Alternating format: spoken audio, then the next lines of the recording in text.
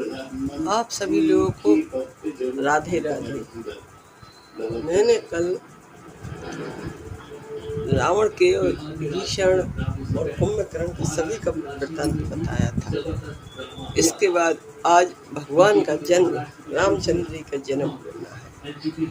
तो आपको मैंने ये भी बताया था कि दशरथ जी का चौथापन यानी बुढ़ापा आ गया था। उसके बाद उनके यहाँ कोई संतान नहीं थी। दशरथ जी काफी दुखी हुए, जाके अपना दुख सुख सब वशिष्ठ जी को सुनाया। वशिष्ठ जी ने कहा, दशरथ जी आप चिंता नहीं करिए। यज्ञ करवाया वशिष्ठ जी ने, श्रृंग ऋषि को बुलाया, यज्ञ करवाया। श्रृंग ऋषि ने यज्ञ किया। यज्ञ के बाद में जो अग्निदेव है चरु लेके यानी हवन न्यास लेके प्रकट हुए। वो हवन न्यास अंग ऋषि को दिया, उन्होंने दशरथ जी वशिष्ठ जी को दिया, वशिष्ठ जी ने दशरथ जी को दिया। दशरथ जी से बोला, जो आपके कुल देवता है यानी श्री रंगनाथन, उनके सामने दशरथ जी ने जाके रख दिया। जो रंगनाथन भगवान का जो सब तेज था उसका चरु में डाल दिया गया। फिर उसके बाद चरु के 4 भाग किए गए। पहले आधा भाग कौशल्या को दिया, आधा से फिर आधा किया तो कैकेयी जी को दिया गया, फिर उसका आधा किया तो कैकेयी जी और कौशल्या जी की सुमति से सुमित्रा जी को दिया गया। सब रानी गर्भवती हुई। कौशल्या जी के राम जी का जन्म हुआ, कैकेयी के भरत जी का जन्म हुआ और सुमित्रा जी के लक्ष्मण जी शत्रुघ्न। रामचंद्र जी का जन्म जो स्थिति तो आपको मालूम है, भय प्रट कृपाला दीन दयाला कौशल्या हितकारी हर्षित महतारी मुनमुनहारी अद्भुत विचारी। स्थिति लंबी है, बोलेंगे तो लंबा टाइम हो जाएगा, इसलिए मैंने सिर्फ 2 लाइन बोली है। अच्छा, राम जी के जन्म में और कृष्ण जी के जन्म में, राम जी का जन्म हुआ शुक्ल पक्षमी की नवमी को दिन में, अन्ना शीत न घाम अन्ना चैत के महीना में रामनवमी के दिन भगवान का जन्म ठीक 12 बजे। और कृष्ण का जन्म भादव के कृष्ण पक्ष अष्टमी को रात के 12 बजे अंधेरी रात में हुआ इनका जन्म। लेकिन दोनों भगवानों के जन्म में फर्क है। अब कृष्ण भगवान की जो राम जी की स्थिति भय प्रट कृपाला दीन दयाला कौशल्या हितकारी, और कृष्ण भगवान की स्थिति है भय प्रट गोपाला दीन दयाल सो स्मृति हितकारी। यशोदा मैया का सो स्मृति हर्षित रहतारी रूप निहारी मोहन मनन मुरारी कंसास और जाना मन, यानी उनने जो राक्षसों का नाश किया है, बकासुर अकासुर पूतना सबके नाम स्तुति में आए हैं। लेकिन रामचंद्र जी के साथ ऐसा नहीं है। रामचंद्र जी ने जब विश्वामित्र मुनि के साथ गए हुए हैं, उनकी यज्ञ की रक्षा, तब उनने राक्षसों का संहार करना शुरू किया। लेकिन कृष्णचंद्र जी ने बचपन से, बालपन से, शिशु अवस्था से ही इनका संहार करके पूतना का दूध पिया तो पूतना के प्राण हल लिए, बकासुर को मारा, अगासुर सभी को मारा। देखो है एक ही, लेकिन अंतर है दोनों। जब भगवान श्री राम जी के जन्म हुए उस समय सूर्य भगवान रथ सहित 1 माह अयोध्यापुर में रहे। उस समय जब भगवान का जन्म हुआ, जब 1 माह का दिन हुआ, 1 माह का दिन हुआ, उस समय रथ सहित सूर्य भगवान अयोध्या में रहे 1 माह। तो जब सूर्य भगवान अयोध्या में रहे तो रात कहाँ से आती? पूरा 1 माह का दिन रहा। शंकर जी भी भगवान के जन्मदिन में सभी लोग बहुत खुशी मनाई। राधा जी ने बहुत ही अन्नदान निछावर सब बहुत खुशी मनाई। चारों भाई धीरे धीरे बड़े हुए। अब राम जी का स्वभाव था और लक्ष्मण जी के स्वभाव में फर्क। लक्ष्मण जी को गुस्सा आ जाता था जल्दी, लेकिन रामचंद्र जी को गुस्सा नहीं आता था।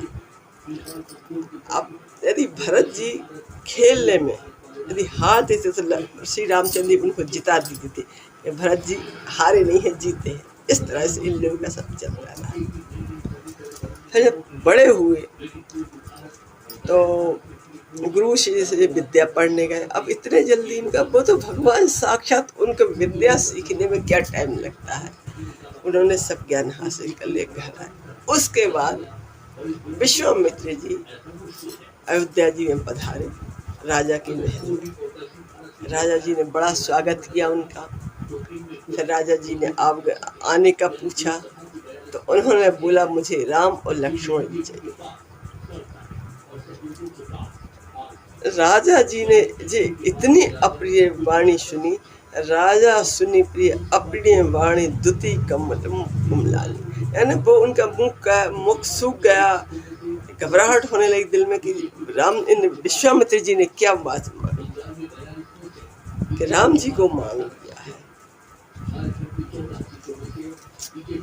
कहते हैं विश्वामित्र राजा दशरथ सब सुत मोहि आँख की नाही, राम दीत नहीं बनत गए, यानी हमें सभी सुत प्यारे हैं एक समान, लेकिन राम तो किसी कीमत में देते नहीं बनते। तो राजा का इतना ज्यादा स्नेह था, इतना ज्यादा कि उन्होंने राम के वियोग में प्राण त्याग दिया। फिर वशिष्ठ जी आए, उन्होंने समझाया कि विश्वामित्र के साथ आप राम लक्ष्मण को भेज दे दिए, इनका कल्याण ही होगा। दशरथ जी ने मन को अपने को समझा लिया और राम लक्ष्मण को विश्वामित्र के साथ जाकर विदा कर दिया। राम लक्ष्मण के साथ जाते ही उन्होंने यज्ञ की रक्षा के लिए गए थे, उन्होंने जाके राक्षस का वध किया, ताड़का का वध किया और भगवान मारीच को बिना फर का मारा जो 400 जन पे गिरा समुद्र के किनारे। इन्होंने विश्वामित्र के यज्ञ की रक्षा की। सब जो राक्षस उत्पात मचा रहा, जिसकी वजह से मुनि लोग कोई यज्ञ नहीं कर पा रहे थे, तो राम लक्ष्मण ने बोला आप लोग यज्ञ कीजिए। यज्ञ की रखवाली के लिए राम लक्ष्मण रहे। यज्ञ की रखवाली होती है। उसके बाद यज्ञ संपूर्ण हो गया।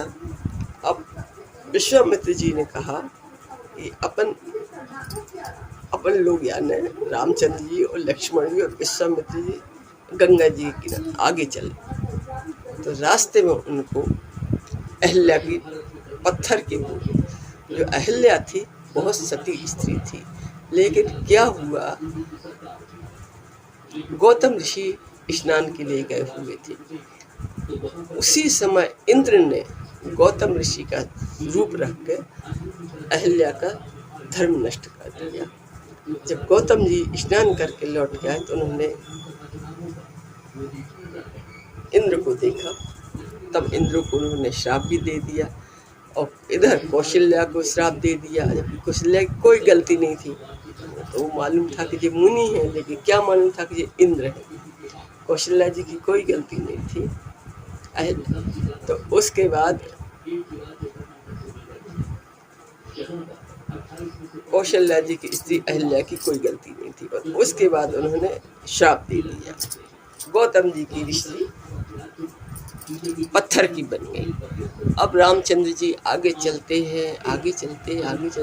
जब रामचंद्र जी ने देखा यहाँ कोई पशु पक्षी कुछ भी नहीं है, मुझे पत्थर की शिला कैसी है, तो विश्वामित्र जी ने बताया कि आपके चरण कमल की धूल चाहती है। फिर उन्होंने बता दिया कि ऐसा ऐसा हुआ कि ऋषि ने श्राप दिया, इंद्र ने इनके साथ छल किया, ऐसा सब बताया विश्वामित्र जी। तो भगवान ने जैसे पैर से अहिल्या जी को छुआ, जो पैर की उनकी रज लगी, वो सुंदर स्त्री बन गई। स्त्री बन के उनकी स्तुति करने लगी कि परसद पद पावन शोक नसावन प्रगट भई तप कुंज सही देखत रघुनायक जन सुख जाए सन्मुख होई कर जुरे। ये वाली स्तुति उन्होंने, स्तुति बहुत बड़ी है लेकिन मैं तो शॉर्टकट में आपको 2 लाइनों में बता रही हूँ। ये स्तुति करके भगवान के पैर पड़ के और स्वर्गलोक पर अहिल्या जी चली गई। उसके बाद रामचंद्र जी विश्वामित्र जी आगे बढ़े तो विश्वामित्र जी को मालूम था कि धनुष यज्ञशाला है। धनुष यज्ञशाला दिखाने के उससे इनको जनकपुर ले गए। राम लक्ष्मण जी को जनकपुर ले गए। जनकपुर में वो जाके किसी आम के बगीचा में जाके विश्वामित्र जी रुक गए। लेकिन जब जनक जी ने विश्वामित्र आने का समाचार सुना तो अपनी राजमंडली को लेकर वो उनसे मिलने आए और उनके लिए महल में ठहराने की व्यवस्था कर दी। क्यों, जनक जी के काफ़ी महल थे, कहीं भी उनको बाग से अलग हटवाया और कहीं अपने उनके रहने के लिए पूरी अच्छी तरह से व्यवस्था कर दी।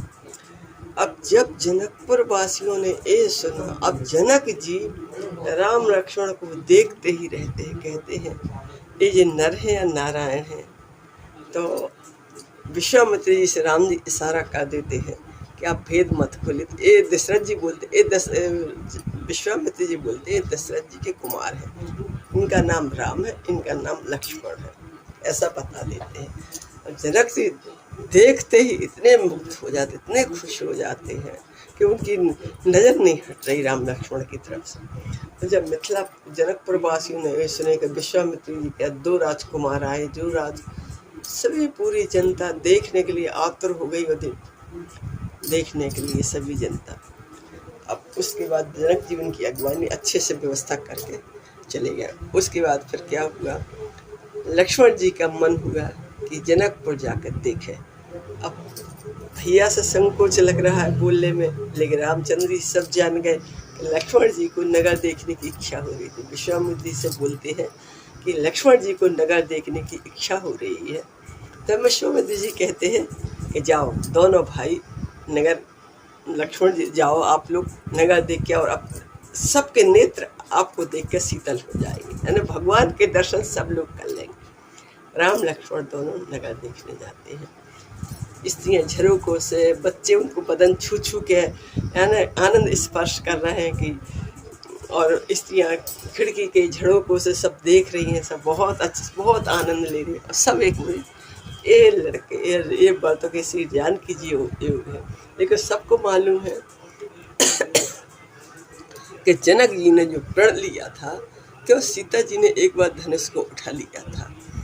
ये शिव जी का पुराना धनुष था, शिव जी ने, सीता जी ने एक बार उठा लिया था। तो जनक जी ने एक प्रण कर लिया कि जो इसको तोड़ेगा उसी के साथ मैं जानकी जी की शादी करूँगा। तो उन्होंने प्रण ले रखा था।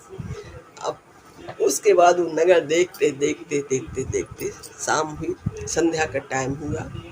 संध्या वंदन की, गुरु जी ने संध्या वंदन की, गुरु जी ने कुछ कथाएं सुनाई उनके लिए। उसके बाद फिर गुरु जी विश्राम करने लगे। फिर लक्ष्मण जी श्री रामचंद्र के पैर दबाने लगे। फिर रामचंद्र जी ने कहा लक्ष्मण जी जाओ तुम भी जाके विश्राम करो। राम लक्ष्मण दोनों भाई विश्राम करने लगे। फिर उसके बाद जब सुबह हुआ तो अब फूल चाहिए, फूल कहाँ मिलेंगे। तो जनक जी का बाग है, तो विश्वामित्र जी से आज्ञा लेके कि फूल लेने के लिए जनक जी के बाग में राम लक्ष्मण दोनों भाई जाते हैं। और उसी समय जब ये बाग में फूल लेने जाते हैं, उसी समय सीता मैया गौरी जी की पूजन करने बाग में आती हैं। वहाँ मंदिर है गौरी जी का, तो पूजन करने आती हैं। अब जी भगवान देखो, भगवान की लीला देखो आप, कि वो भगवान माली से फूल लेने के लिए आज्ञा मांग रहे हैं। माली आज्ञा देता है, भगवान पुष्प तोड़ने लगते हैं। उसी समय सीता के पैजनों की आवाज़, खन खन खन आवाज़ आती है। तो वो चारों तरफ देखते हैं किस तरह की आवाज़ है। जब मुड़ के देखा तो वहाँ जानकी जी थी। अच्छा नहीं, उस समय क्या हुआ, पहले एक जानकी जी की सहेली थी, तो वो जाके बाग देखने के लिए चली गई। तो उसने जहाँ राम लक्ष्मण को देखा तो वो बिल्कुल बावली होके आई सीता जी के पास कि देखो गौरी जी का ध्यान तो आप बाद में कर लेना, पहले राजकुमार को जाकर देखिए, वो राजकुमार नहीं तो चले जाएंगे। जब सीता जी ने आकर देखा रामचंद्र जी को, अब देखिए है तो मनुष्य रूप में, लेकिन विष्णु भगवान लक्ष्मी जी है। ये तो अपना प्रेम पहचान के, अपना पूरा याद करके सीता जी प्रेम मुग्ध हो गई। रामचंद्र जी ने एक नज़र सीता जी को वोट डाली और रामचंद्र जी बड़े खुश हो गए। सीता जी बड़े, अब एक दूसरे को देख रहे हैं।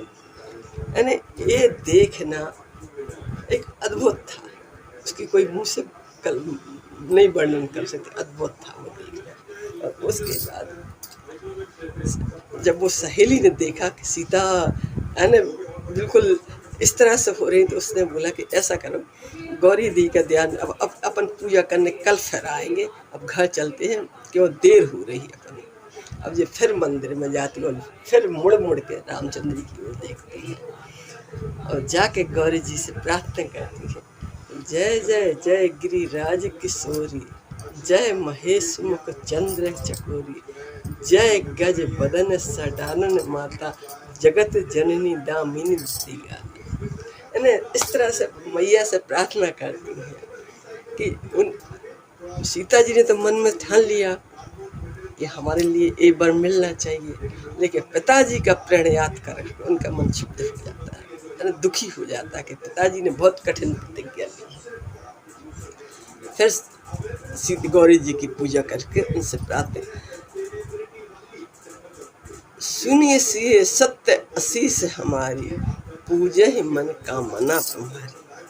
पार्वती जी मैया आशीर्वाद देती हैं, उनके गले की माला खिसक जाती है, यानी आशीर्वाद दे दिया कि तुम्हारे लिए यही वर मिलेगा।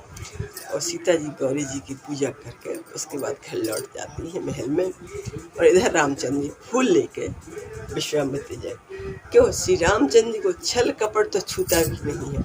आके उन्होंने गुरु जी को सब बात बता दी। अब गुरु जी तो सब, विश्वामित्र जी तो सब जानते थे, तो उन्होंने पूरी बात बता दी। उसके बाद जनक का बुलावा आया कि स्वयंवर, अब लक्ष्मण जी को भी बहुत स्वयंवर देखने की इच्छा थी, तो वहाँ से जनक जी का बुलावा आया। तो जो सबसे अच्छा सबसे सुंदर सिंहासन था उस पर जनक जी ने विश्वामित्र जी को बुलाकर राम लक्ष्मण विश्वामित्र जी को बिठा दिया। बाणासुर, लंकापति रावण, कई जगह के बड़े बड़े राजा आए स्वयंवर की बात सुनकर, लेकिन धनुष उठाने की बात बहुत कठिन थी। लेकिन राजा जो अभिमानी थे वो बहुत तमतमाते हैं धनुष को देख के, अरे ये धनुष क्या चीज़ है, इसको तो हम यूँ उठा लेंगे, यूँ उठा लेंगे। लेकिन जो भगवान को जानते थे, भगवान की महिमा जानते थे, वो दिल से कहते, वो ने अपने जन्म सफल समझा कि हमें आज भगवान की दर्शन, क्यों जा की रही भावना जैसी, प्रभु मूरत देखी तिल तैसी। जिसके मन में जो भावना थी भगवान उसको उसी रूप में दिखाई दिए। जो अभिमानी राक्षस थे, उनको अभिमानी राजा लोग थे, उनको श्री रामचंद्र जी लक्ष्मण दूसरे रूप में दिखाई दी। जो भगवान के भक्त थे उनको भगवान साक्षात भगवान दिखाई दिए। यानी जिसने जिस रूप में चाहा भगवान उसको उसी रूप में दिखे। राजा लोग जो भगवान को मानते थे कि हमने तो आज अपना जन्म धन्य समझ के धन्य कर लिया, भगवान के दर्शन हो गए, वो मन में बहुत खुश होते हैं। लेकिन जो अभिमानी राजा लोग थे वो तो अभिमान को पागल थे कि अब तो धनुष तोड़ेंगे और सीता जी को बिहार ले जाएंगे। उसके बाद सभी बाणासुर और रावण ने तो धनुष को छुआ भी नहीं, सिर्फ हाथ परिक्रमा लगा के हाथ जोड़ के वापस लौट गए। उसके बाद हजारों राजा लोगों ने धनुष उठाने की कोशिश की, तोड़ना तो दूर की बात है, किसी ने धनुष को हिला भी नहीं सके। 10 हजार राजा एक साथ लग गए, किसी ने धनुष को नहीं हिला सका। जनक जी बहुत दुखी हुए कि हमने प्रण लिया कि जो धनुष को तोड़ेगा हम सीता जी की शादी उसी के साथ करेंगे, लेकिन किसी ने धनुष तोड़ना तो दूर की बात है, हिलाया तक नहीं। तो जनक जी बहुत दुखी होते हैं और बोलते हैं कि हमारी पृथ्वी वीरों से खाली हो गई है। यदि मुझे मालूम होता कि वीरों से पृथ्वी खाली है तो मैं ऐसा प्रण लेकर हंसी का पात्र नहीं बनता। ये बात सुन के लक्ष्मण जी को बड़ा क्रोध आया कि जनक जी ने इस तरह की वाणी बोली कि वीरों से खाली है। अब लक्ष्मण जी बोलते एकदम से उनका चेहरे का रुख बदल गया, बहुत तेज गुस्से के लक्ष्मण जी को गुस्सा आ जाती थी।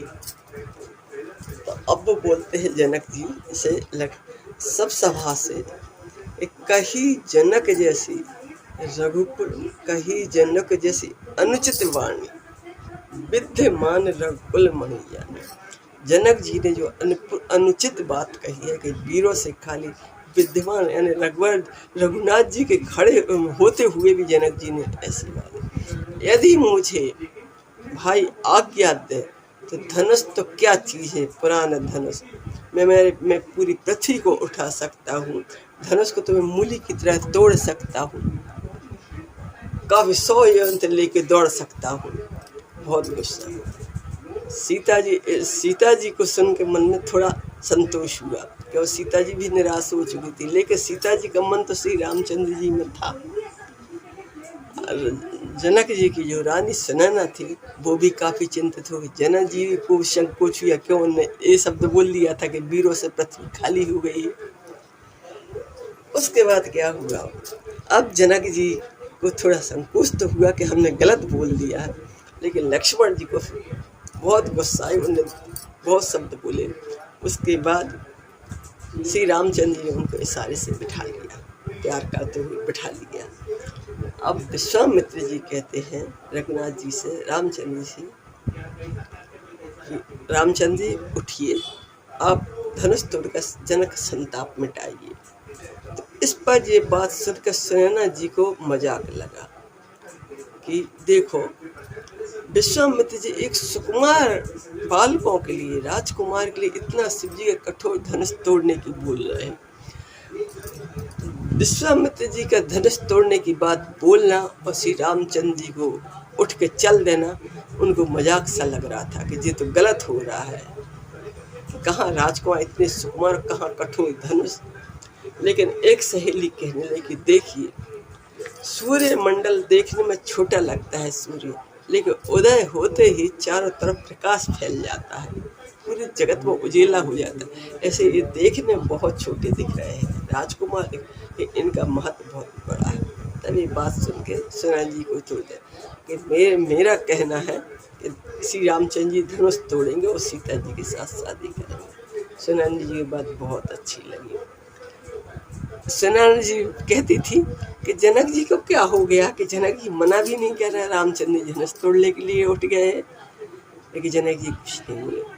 रामचंद्र जी उदितगिरी मंच पर रघुवर बाल पतंग दिखसे सब हर्षे लोचन। भगवान मंच पे जाके खड़े हुए हैं। भगवान ने, श्री रामचंद्र जी ने कब धनुष उठाया और कब तोड़ा किसी ने बिल्कुल नहीं देख पाया कि वो धनुष तोड़ के खड़े हुए दिखाई दे रहे। इतना एक काम इतनी जल्दी हुआ कि कब धनुष उठाया, कब प्रचंड खींची और कब धनुष टूट गया।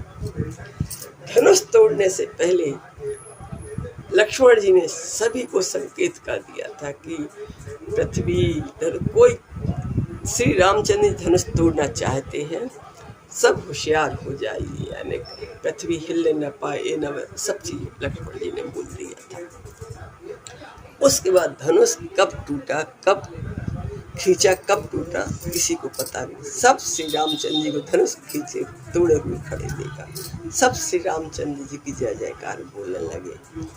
अब जो अभिमानी राजा लोग थे वो कहने लगे कि नहीं, उससे पहले क्या हुआ, उससे पहले जब श्री रामचंद्र धनुष तोड़ने की बात आ रही थी, सीता जी मनी मनी सब देवताओं से प्रार्थना कर रही थी और धनुष से भी प्रार्थना करके आप शिव जी के धनुष आप हल्के हो जाइए। रामचंद्र जी को देखकर उनकी अवस्था देख के आप हल्के हो जाइए। सब देवताओं को वो मना रही हैं। जब रामचंद्र जी ने देखा सीता जी बहुत व्याकुल हो रही हैं, यानी कहते हैं क्या वर्षा जब कृषि सुखाने समय चुके पुरी का पछताने, यानी वर्षा किस काम की, जब खेती सूख गई फिर पानी गिरा तो किस काम की। यदि सीता जी व्याकुल है, इनके ऊपर बहुत दुख है, तो उस समय इनको खुशी नहीं मिली, फिर बात की खुशी किस काम की। तो रामचंद्र जी ने क्या बोला, क्या वर्षा जब कृषि सुखाने, जब खेती सूख जाएगी पानी गिरने से क्या फायदा। उन्होंने सीता जी को बहुत व्याकुल देखा और जाकर धनुष को इस तरह से तोड़ा किसी को पता भी नहीं चला। सीता जी ने धनुष टूटने की बात सुन के मन में बहुत ही खुश हुए, जनक जी बहुत खुश हुए, सभी पूरे जो रनिवास था पूरा बहुत खुश। रामचंद्र जी सब जय जयकार करने लगे, सब जय जयकार करने लगे। अब कहते हैं विश्वामित्र जी कि जनक जी, धनुष की बात थी वो टूट चुका है, अब सीता जी को बुलाइए, रामचंद्र जी गले में जयमाला डालें। अब सीता जी सखियों के साथ अपनी बहन मांडवी, उर्मिला, श्रुतकीर्ति जी, इनकी तीनों बहन हैं। लक्ष्मण जी जो उर्मिला जी है, सीता जी की छोटी बहन है, मांडवी है वो चचेरी बहन है। ऐसे जो सब चारों तीनों बहनें सीता जी को लेकर, सब कुछ सीता जी की सहेलियाँ सीता जी को लेकर सभा में आती हैं। सीता जी दोनों हाथों में जयमाला लिए हुए हैं। अब सीता जी इतनी प्रेम विहल है कि जयमाला हाथ में लेकर उनसे पहनाई नहीं जा रही है। सब कह रहे हैं सीता जी रामचंद्र जी को जयमाला पहना, जयमाला पहला। रामचंद्र जी की तरफ देखती लेकिन जयमाला उनसे पहने नहीं। उसके बाद सीता जी ने रामचंद्र जी गले में जयमाला डाल दी। अब सखियों ने बोला, सब ने बोला इनके पैर छुओ, तो सीता जी को ये याद आ रहा है कि इनकी पैर की धूल कोई जड़ी बूटी है। जब अहल्या स्त्री बन गई पत्थर की शिला, तो पैर छूने में संकोच कर रही। फिर बाद में जानकी जी ने पैर छुए भगवान जी के। भगवान जी जाके राम विश्वामित्र जी के पास जाके बैठ गए। सीता जी को बोला कि अंदर ले जाइए। तो अंदर ले जाने की बात ही आई कि इतने में धनुष की जो आवाज़ हुई थी, धनुष टूटने की, जो पर्वत पे जो तप कर रहे थे परशुराम जी, इनको सुनाई दी। तो परशुराम जी तुरंत आए और वो तो परशुराम जी की गुस्सा तो सभी जानते हैं। फरसा लेकर परशुराम जी आए, कहते रे मूर्ख जनक, ये धनुष किसने तोड़ा है, ये सभा कैसे जुड़ी हुई है। अब जबकि सब जानते हैं कि धनुष टूट चुका है, लेकिन फिर भी परशुराम जी इस तरह की बात करते हैं। पर अब जनक जी ने सीता जी से प्रणाम किया तो उन्होंने पहले ही आशीर्वाद, सदा सुहागिन आशीर्वाद दे दिया परशुराम जी ने। सीता जी को सखियाँ अंदर ले गई रनवास में। उसके बाद परशुराम जी बोलते, मूर्ख जनक, बता ये धनुष किसने तोड़ा है। अब सब राजा जो मतलब अभिमानी राजा थे और जो रामचंद्र जी को गलत दृष्टि थी, उन सबको बड़ी खुशी, चलो अच्छा हुआ, यानी विवाद बढ़ गया, सीता जी की शादी नहीं हो पाएगी, तो उनको बड़े खुश। लेकिन जो राजा लोग जो भगवान को मानते थे, भगवान की भक्ति करते, वो कहें कि जब बीच में विवाद खड़ा हो गया, इतना अच्छा धनुष टूट गया था, बढ़िया सीता जी की शादी होती, लेकिन परशुराम जी बीच में आ गए। परशुराम जी बड़े तमतमाए, किसने तोड़ा है जनक, बताओ, नहीं तो हम तुम्हारी पूरी जनक को उलट पुलट कर देंगे। सभी रूल आ गया, सब राजा खड़े हो गए, अपने अपने पिता सहित अपना नाम बताने लगे। तो उनकी तो गुस्सा से देखना ही समझ लो इंसान की मौत सामने खड़ी है। परशुराम जी का गुस्सा, अब बहुत देर गुस्सा होते फिर जनक जी से बोला, सच बताओ जो धनुष किसने तोड़ा है। फिर रामचंद्र जी बोलते हैं कि प्रभु, क्यों ये वीरों की तरह फरसा लेके आए थे, यदि मुनि की तरह आते तो लक्ष्मण जी उनका मुनि जैसा स्वागत करते, एक फरसा लेके आए थे। तो रामचंद्र जी ने, प्रभु कोई आपका कोई दास होगा धनुष तोड़ने वाला। कहते नहीं जनक, मुझे बता ये धनुष किसने तोड़ा है, धनुष किसने तोड़ा, वो समाज से अलग हो जाए, नहीं तो पूरी सभा मारी जाएगी। इस तरह से लक्ष्मण जी बहुत सुनते लक्ष्मण जी को भी क्रोध आ गया, लक्ष्मण जी को गुस्सा आ जाती थी। तो बोलते हैं लक्ष्मण जी, ये क्या बात है मुनि, आपको इतनी गुस्सा क्यों आ रही है। हमने बचपन में हजारों धनुषियाँ तोड़ी हैं, आपने कभी क्रोध नहीं किया, आपको इस धनुष के टूटने से क्या क्रोध आ रहा है। तू परशुराम जी, तो इनको ऐसे ही समझ रहा है ये शिव जी का धनुष है। कहले तो ऐसा करिए, आप कोई गुड़ी का कारीगर को बुला लिया जाए तो इस धनुष को जुड़वा दिया जाए। अब परशुराम जी का गुस्सा फिर बढ़ गया। लक्ष्मण जी कुछ बोलते हो, परशुराम जी का गुस्सा आता है। तो कहते हैं, देखो विश्वामित्र, इस बालक को आप मना कर दिए, नहीं तो मेरा फरसा इसके गले में जाएगा, गले पर जाएगा। इस तरह से बार बार धमकाते हैं परशुराम जी। लक्ष्मण जी को ज़्यादा क्रोध आता है। लक्ष्मण जी हंसते हैं, उनको कुछ ना कुछ बात कह के चिढ़ा देते हैं। कहते हैं कि ये परशुराम जी कहने लगे, नहीं विश्वामित्र जी कहने कि बालक की बातों पर क्रोध नहीं करते, दुधमुख बच्चा है, जैसे बच्चों की बातों पर माँ बाप बच्चों की बात सुन के हंसते हैं, प्यार करते हैं, आप गुस्सा नहीं दिखाइए। कहते हैं दुधमुख नहीं है, जैसे मुख विस्मुख है ये बच्चा, की दुधमुख नहीं है गई। तो लक्ष्मण जी को फिर क्रोध आ गया। कहते हैं गुरुजी आप बहुत देर से खड़े हैं, आप बैठ जाइए। बैठे पे खड़े खड़े पैर पर आने लगे, पैर आने आपके दुखने लगे होंगे, आप बैठ जाइए। परशुराम जी को और गुस्सा आ गया। कहते हैं फिर डांट के बोलते हैं, हे विश्वामित्र, इस बालक को आप मना कर लीजिए, ये मरना ही चाहता है। भगवान जी सिर झुकाए, श्री रामचंद्र जी मुस्कुराते हैं कि परशुराम जी अभी भी देखो। फिर उसके बाद लक्ष्मण जी को ने मना कर दिया रामचंद्र जी ने, और रामचंद्र जी बड़े उससे बोले कि प्रभु शिव जी का धनुष, उसका तो कोई दोष नहीं, धनुष तोड़ा तो हमसे टूट गया है। छूते ही लक्ष्मण जी ने बोल दिया था, इसमें श्री रघुनाथ जी का कोई दोष नहीं है, छूते ही धनुष टूट गया, उनका क्या दोष है। भगवान ने बोला कि आप क्या आज्ञा है, धनुष तो टूट चुका है, हमसे ही टूटा है, आपकी क्या आज्ञा है। तो वो कहते हैं जिसने धनुष तोड़ा है वो मुझसे युद्ध करेगा।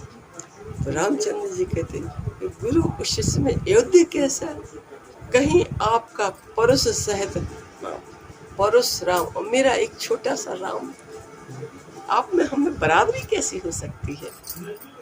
तो वो कहते हैं नहीं, युद्ध करना पड़ेगा। तो रामचंद्र जी कहते हैं देखो गुस्सा अब लखन पे आ रहा है और दोष हमारे लिए दिया जाए, धनुष तो खैर मैंने तोड़ा है, लेकिन गुरु उस शिष्य में युद्ध कैसे, युद्ध तो नहीं हो सकता है। तो परशुराम जी कहते हैं, परशुराम जी कहते हैं कि तू भी अपने भाई के समान टेढ़ा है, कि तेरा भाई तेरी ही सम्मति से कटु वचन बोलता है। और रामचंद्र जी के मन में सोचते गुनाह तो लक्ष्मण ने किया, कटु शब्द तो लक्ष्मण जी ने बोले, गुस्सा मुझ पे दिखा रहे हैं। फिर भी रामचंद्र जी बहुत शांत और शांति से फिर उन परशुराम जी को समझाते हैं। उसके बाद परशुराम जी नहीं मानते हैं, कहते युद्ध तो रामचंद्र जी युद्ध के लिए मना कर दिया, गुरु शिष्य में युद्ध नहीं होता। तो परशुराम जी कहते ऐसा है जो विष्णु जी का धनुष हम आपको देते हैं। धनुष जैसे वो हाथ में दे ही रहे थे कि धनुष अपने आप ऊपर चला गया। तब इनके बुद्धि के पर्दे खुल गए, तब इन्होंने देखा कि ये तो साक्षात भगवान है। फिर परशुराम जी लक्ष्मण जी के रामचंद्र जी के हाथ जोड़ के उसके बाद परशुराम जी चले गए। अब इधर राजा लोग जो तमतमा रहे थे कि ऐसे थोड़ी सीता जी को ले जाएंगे, ऐसे धनुष के टूटने से सिर्फ शादी नहीं होगी, ऐसा वो सब डर के भाग गए कि इनसे तो परशुराम जी जैसे हार गए, वो हार के चले गए, तो हम लोग तो कौन, सब राजा लोग चले गए। फिर उसके बाद विश्वामित्र जी ने जनक जी से कहा कि देखो शादी की बात थी धनुष के ऊपर, धनुष टूट गया, सीता जी ने रामचंद्र जी गले में जयमाल लिया, समझ लो शादी का हो गया। लेकिन आप अपनी परंपरा अनुसार आप दशरथ जी को पत्र भेजिए, दशरथ जी को बारात लेके बुलवाइए, उसके बाद शादी संपन्न। जनक जी ने कही बहुत अच्छा गुरु जी। तो जनक जी ने दूत के हाथ से पत्रिका अवधपुर भेजी। अवधपुर भेजी क्यों, जब से मुनि विश्वामित्र जी रामचंद्र जी को लक्ष्मण जी को लेके गए थे, तब से लक्ष्मण जी रामचंद्र जी की उन्हें कोई खबर नहीं मिली थी। मन में दशरथ जी को याद भी आती थी, लेकिन वो छुपा लेते थे। यदि दशरथ जी दुखी होंगी तो सब रानियाँ दुखी होंगी, और रानियाँ दुखी सब तो दुख का माहौल हो जाता। दशरथ जी किसी से कुछ नहीं कहते थे, अपना दुख अपने मन में रखते थे। जब उनने सुना कि जनकपुर से दूत आए हैं, तो दशरथ जी ने उनको बुलाया, अंदर बुलाया और उन्होंने भेजा कि दशरथ जी ने एक पत्रिका दी है, तो दशरथ जी ने खुद पत्री उठ के अपने हाथ से जब पत्रिका में ये सब समाचार पढ़ा तो राम दशरथ जी बहुत खुशी हुए। और जो दूत आए थे उनको निछावर देने लगे, तो दूतों ने अपने कान बंद कर लिए। इस शब्द निछावर सुन के भगवान राम दशरथ जी हमें पैसा निछावर सामान दे रहे हैं, तो वो अनर्थ है जी, अनर्थ है, कान बंद करने लगे अपने। उसके बाद फिर रामचंद्र जी की शादी का आता है, तो ये प्रसंग हम कल के एपिसोड में आप लोगों को बताएंगे। क्यों क्या वैसे तो हमने कथा तो बहुत लंबी है, उनका बचपन ही बहुत ज़्यादा है रामचंद्र जी का, लेकिन आप लोगों को शार्ट में ही हम सुना रहे हैं कि काफ़ी लंबा प्रसंग नहीं हो। वैसे आप लोग तो सब जानते हैं। उसके बाद में जो कुछ रहा शॉर्टकट में सुना रही हूँ। तो प्रसंग तो बहुत, रामायण तो बहुत, जितना उसका बोलते जाओ, जितना अर्थ लगाते जाओ उतना ही होता है, लेकिन हमने बालपन बचपन उनका बिल्कुल शॉर्ट में सुनाया आप लोगों को, कोई नहीं पड़ा। यहाँ सीधे विश्वामित्र से आपको कथा हमने आपको सुनाई है। उसके बाद अब कल के एपिसोड में आप लोगों को रामचंद्र जी की शादी वगैरह का सुनाएंगे। क्यों रामचंद्र जी की शादी बहुत उससे होती है, बहुत धूमधाम से, कैसी बारात जाती है कैसे, और चारों एक की रामचंद्र जी की शादी नहीं, चारों भाइयों की शादी एक साथ होती है, तो शादी का तो मजा कुछ अलग ही रहता है। तो वो प्रसंग में हम आप लोगों को कल सुनाएंगे। आज इतनी ही कथा आप लोगों को सुना के मैं अपनी वाणी को विराम देती हूँ। जय श्री राम, जय श्री राम।